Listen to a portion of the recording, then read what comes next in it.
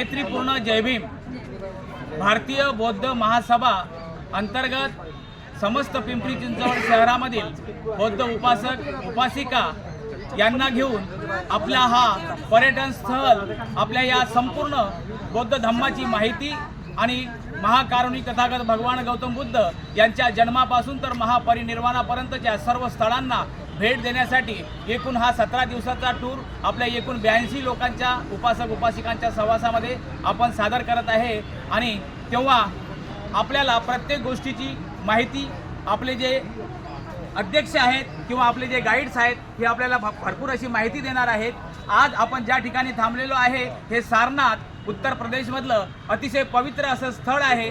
या ठिकाणी सम्राट अशोकांनी जे 84,000 स्तूप या संपूर्ण भारत देशामध्ये बांधलेले आहे त्यापैकी हा धम्मेक स्तूप आपण आता लगेच त्यांचं दर्शन घेतलेलं आहे, तिथं नमन केलेलं आहे आणि वंदना देखील घेतलेली आहे।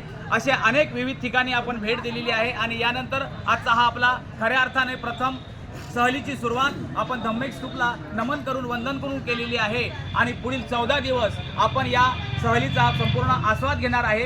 यामध्ये सर्व श्रेय भारतीय बौद्ध महासभा पुणे जिल्हा अर्थात पिंपरी चिंचवड शहराला जाते आणि यामध्ये आपण आलेले सर्व धम्म उपासक आणि उपासिका आपला अमूल्य वेळ खर्च करून या सहलीचा आस्वाद आणि आनंद घेण्यासाठी सहभागी झालात तेव्हा आपल्या सर्व उपासक उपासिकांचे सहर्ष स्वागत करण्यात येत आहे। मी राजेंद्र राऊत, भारत रत्न मित्र मंडळ बांधकाम समिती अध्यक्ष आणि माझा संपूर्ण हा 15 ते 20 लोकांचा भारत रत्न मित्र मंडळाशी असलेला सभासद संघ या सहलीमध्ये सहभागी झालेला आहे आणि आम्ही देखील या सहलीमध्ये सहभागी असल्यामुळे आपला सर्वांचा हा परिचय होणार आहे आणि अशी आनंदाने आणि हासा गोविंदाने आपण या 13 दिवसामध्ये सहलीचा आस्वाद घेणार आहे आणि भरपूर अशी माहिती घेऊन आपल्या परिवारामध्ये आपल्या नातेवाईकामध्ये हे संपूर्ण आपण शेअर करणार आहोत। कारण हे आपल्याला एक फार मोठं पुण्य प्राप्त झालेलं आहे की आज आपण या ठिकाणी उपस्थित झालेलो आहोत। पुनश्च एकदा आपला सर्वांना मैत्रीपूर्ण जय भीम करतो आणि इथेच थांबतो। सविनय जय भीम।